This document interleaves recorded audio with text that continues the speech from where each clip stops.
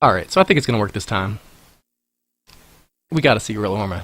Alright, so I'm gonna play on hard mode. And I'm gonna go ahead and give the countdown if you guys are ready. If not, I'm sorry. I think everybody's ready though. Alright, so let's start in 3, 2, 1, go. So I'm playing in hard mode because it's faster than normal mode. I didn't even know you could change the game difficulties and do the stage select in this, but there is a code you can use, and hard mode is better. I think what happens is hard mode has less lag. It's very clear to see in the first level. I used to speedrun this game on just the default mode, and my first level time was like 2 seconds slower in normal mode versus hard mode. So hard mode maybe gets rid of some of the lag. I don't even know if that's possible, but somehow you move faster. And I guess the developers thought faster is harder in this game because there's like a million enemies and they're all trying to kill you. But faster is much better for a speedrunner. The tank is awesome in this game. Alright, so I did not want to take that hit there. So that kind of sucks actually. I don't think I've done that against this boss for a long time, but it's fine. We'll do the slow kill on this guy. You do want to kind of get up into the bosses though. That's one thing you notice in this game, is you can kind of get halfway into the boss's hitboxes, and the closer you are, you kind of do rapid fire shots, and the more damage you do. It's funny that I don't care about game overs. It's interesting, this game you have unlimited continues, which is nice. And even in a speedrun, you're gonna die. There's places where I plan to die, obviously not the first level. The first level is insanely easy, so that was kind of sad. But you don't actually lose that much time from dying. I think a death costs you like 3 seconds, because you kind of just start spawning right away. And I think a game over costs you like 10 seconds. So it's not that bad. Obviously, ideally, you won't die in certain areas. But in the later levels, there's actually planned deaths, where it's just faster to kind of push your way through enemies than to slow down and kind of avoid all the bullets. You see the pigs down there, they're pretty cool. If you kill them, you get bonus points. The hostages, we're gonna kill them also. Why not? Unfortunately, since I died, I lost my spread weapon, so you can't kill this guy nearly as quick. But like that boss, you want to get as far into their sprite as possible, do as much damage as you can, and that's a good way to kill them. I'm not sure why I still have this weapon, but I think we'll just go with it.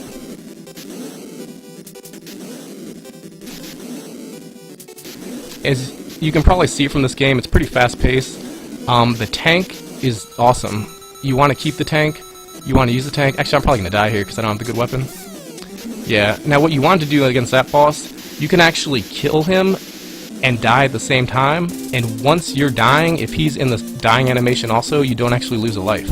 You just blow up, the tank will blow up, but you'll still be alive if you die while the boss is in its dying animation.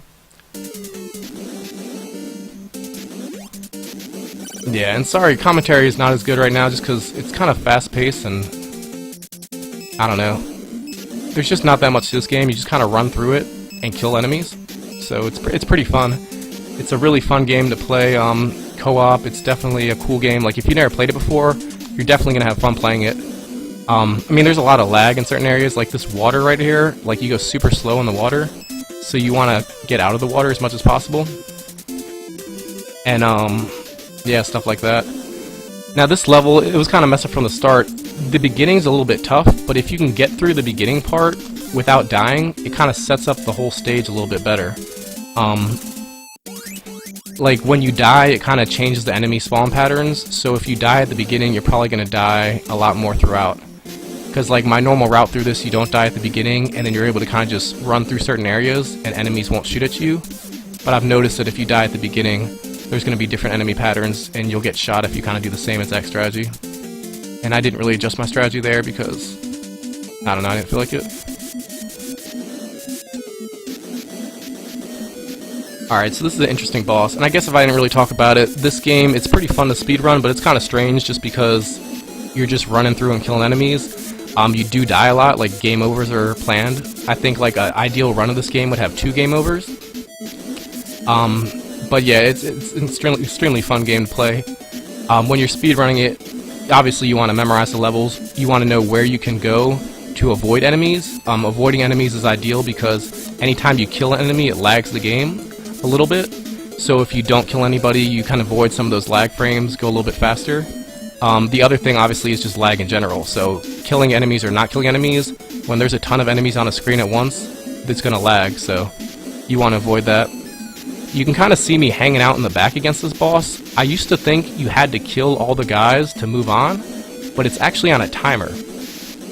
So you can just kind of stay in the back, kill the guys, chill out a little bit, and I think after like 30 seconds, the green guys turn to yellow guys, and then after like 48 seconds, the red guy comes out. And really, it's all about killing the red guy. And once you kill the red guy, you're cool. Alright, so I see Mecha Richter in there, and I think he's going to tell me that it's time to start killing more hostages. And I kind of fucked up that part, which is actually tough, because levels 3 and 4 are very hard. I would say, besides some of the much later levels, 3 and 4 are the hardest in the game. And I got a bad pattern there. But what you want to do is obviously keep the tank. The tank is the best. You can actually get a backup tank here, and I'm going to kind of go slow just to get it, because I love the tank so much. But yeah, you need to keep the tank in this run, so you're going to see a lot of resets in levels 3 and 4 in a speedrun attempt, just because 3 is hard, like I said. If you die early, you're kind of screwed, and 4, you have to keep the tank all the way through. Here, you're going to lose it. You don't have to keep it all the way through. You have to keep it till right there, because those mines I ran through, didn't want to get hit there, but that's fine. The mines that I ran through, you can't avoid those. So you're gonna lose your tank there, but you can just get out of the tank right before it explodes and keep going. I didn't do that, but I don't know. I'm going for new strats here. These guys are awesome, this enemy. I don't know why I kind of backed up so much there, but I'll still be able to kill him. Nah, it doesn't matter.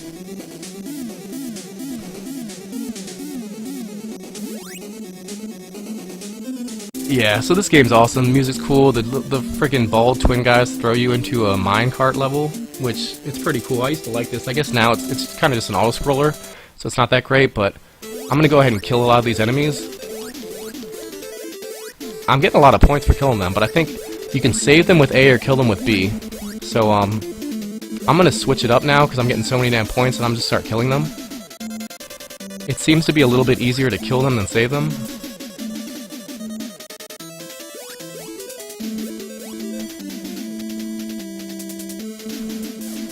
Yeah, so I don't think it's really possible to get every hostage, whether saving or killing them. But if you play this enough, you get kind of good with the patterns, and you can get most of them. Unless you're just messing around and trying to kill them, then you don't get very many, but it's still fun.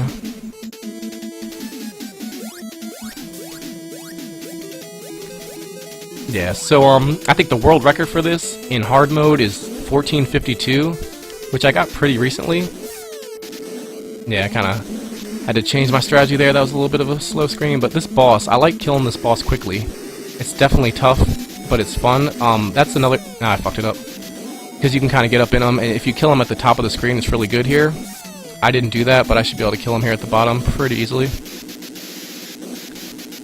Yeah, so it's really about getting like halfway into the sprites of these bosses, and that's one of the main things about this game. Like, reducing lag, finding the quickest path to just kind of run through each level, and killing the bosses as fast as possible.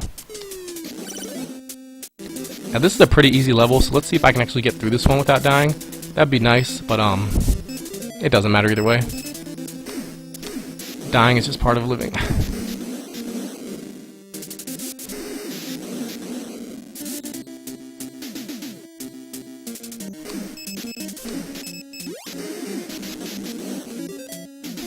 You turn yellow when you go under that little hooded thing, which is kind of cool. The blue guy in this game, because like I said, we are saving Cuba here. Let's not forget what this is all about.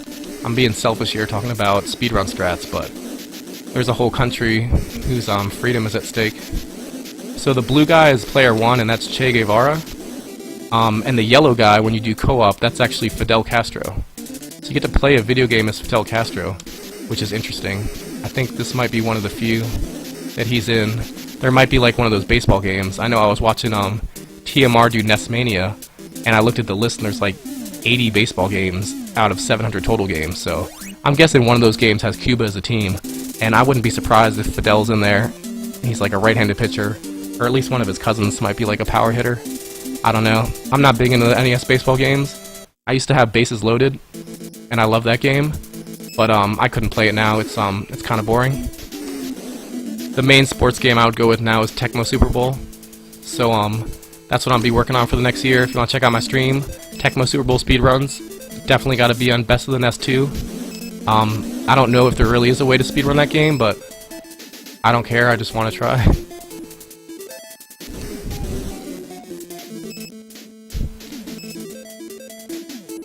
If there's a way, QB Eagles will definitely find it.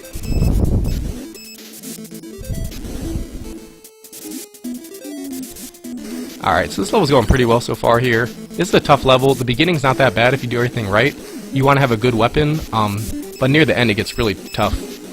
And the boss gets very annoying if you don't get it set up right. Like this guy here, I was very lucky to get past that without dying. Actually, this is going really well. I kind of had to spin around a bit there. Dying there is fine. I got some extra lives here.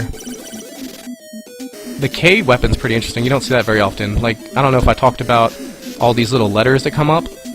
And they're not really that important anyway, but basically the red enemies, you saw the red guy I just killed, they'll drop letters, and they're kind of different kind of weapons and bonuses.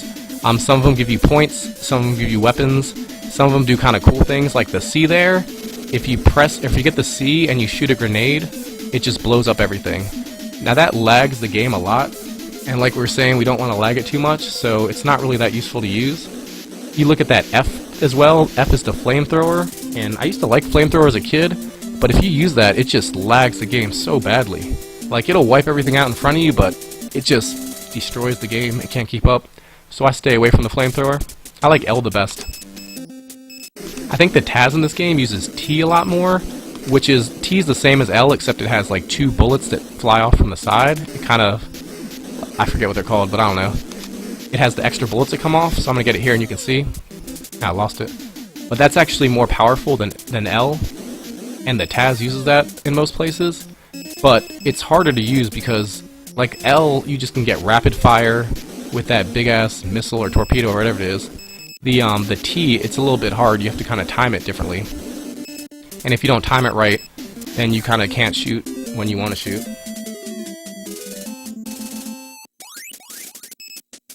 Yeah, so I didn't do that part quite right because that helicopter that killed me was supposed to despawn because I was supposed to keep a few enemies on screen. But that second helicopter, that's an area where you just kind of take the death. Oh wow, how did I not die there?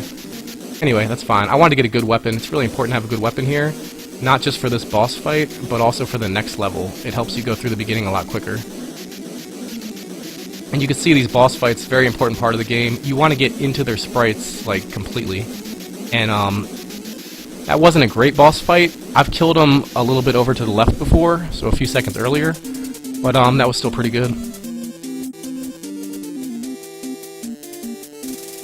And I keep forgetting to just destroy all the hostages, so I apologize for that in advance. I'll get back to destroying hostages in a second here. See, I tried to kill him and it messed me up. Hostages have to live. The game has spoke. And see, I can kind of just walk through that when it's exploding. That's something that happens with all the bosses in this game. Like, while they're exploding, you're invincible, I guess. Yeah, that tank there killed me. I'm guessing you saw that, but that tank, sometimes it won't spawn, sometimes it will, but you have to be pretty quick with the, what are the grenades and your regular shots. So, you get kind of good at that as you play this game more.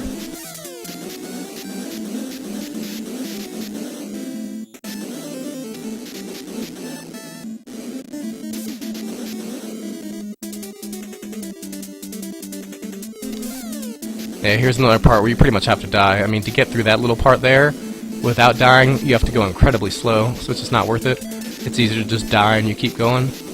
As you probably could tell from this run, I've died quite a few times, but I don't seem to mind, just because deaths don't cost you that much time, and you have unlimited continues, so why the hell not? I mean, this game's a lot funner. Actually, I was gonna say it's a lot funner when you just go through everything, kill people, and don't worry about dying, but it can also be kind of fun to try to avoid every single bullet. That can have its bonuses too. I would like to see a no death run of this game. I think a no continue run would be tough enough, but if anybody did a no death run of this game, I would definitely watch. Alright, so here's the last level. Hopefully I do this beginning part quickly or correctly, and I can just go through this whole section up until the boss without dying. It's very tricky though, especially here, kind of weaving in and out of the tanks. Like I got a bad spawn there, so I had to kind of go a different way that I'm not used to. And then these blue guys can kind of screw you as well. I think I got it right, yeah. So I got that correctly, and that's kind of the quickest way you can get through there. And now the final boss is the Dictator, and I think it's time to kill the Dictator. But yeah, the Dictator, like, this is why you can't really beat this game without continuing, because it's impossible to beat this boss without at least like 5 deaths.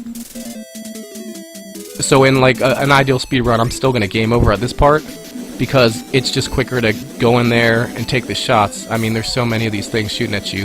I think you can play it incredibly safe and kind of avoid all of these things. It just would take way too long.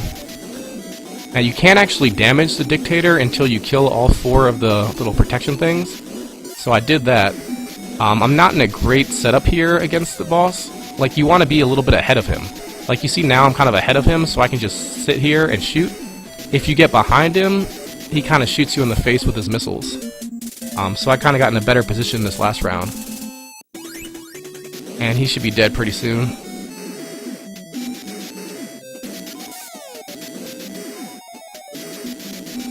Yeah, now he's dead, and time is when this stops. So time. It's kind of like... Never mind. This game kind of reminds me of Contra, like a top-down Contra. It probably sounds stupid to say that, because I think people that like Contra would say this game's garbage compared to Contra, which is probably true, but it's kind of similar where it has like the weapon upgrades, and I just think like if Contra was top-down, it might be a little bit like this game. Obviously this game's a lot like Ikari Warriors, that's the main comparison that people have. And I mean, a lot of people say Ikari Warriors sucks if this game's good, which I agree with. I think Ikari Warriors, I never played it too much, but it's just too hard. The game's insanely hard, so this game's a lot easier. It's definitely fun, and now we get to see the wonderful final credits. Cuba has been saved. I think we can all sleep well at night knowing that Fidel Castro and crew took over Cuba, and the people are well spoken for. The ending's pretty awesome though. I mean, obviously you gotta do what you want to do as far as switching games, but you see, like, I think a woman just turned into a pig. Did we miss that already, or did that happen yet? Yeah, I think she already turned into a pig, but we're about to see the most important person in this game, part of the Guerrilla War team, not SNK Jr., who apparently is SNK's son, but this other guy that they're going to give special thanks to. You'll see in a second Mr. Uncle Boo Boo at the bottom. He likes to be called Mr. Uncle Boo Boo. I think he did get a doctorate degree though, so you could also call him Dr. Uncle Boo Boo. But that's up to you. Just make sure you show proper respect to our good buddy Uncle Boo Boo. One of like the 12 people that made this game apparently. Alright, so that is the end. Sorry if I'm not really paying attention to the Skype thing right now. I don't know if you already stopped the stream, but I guess I am going to end it now, and we'll switch over to... what's this game? Codename Viper, I think it is? I pulled up the video like right before earlier today, and it seems pretty cool, but I've never actually played the game. So check it out, it should be awesome. There's a lot of other hype-ass games tonight, so stay with the best of the NES Marathon. I hope you enjoyed my runs. And if you thought they sucked, then please feel free to go ahead and beat my times, and I would appreciate that, and then I can come back and try to beat them myself. Alright guys, have a good night. My throat kind of hurts now, so I'm gonna go drink some water.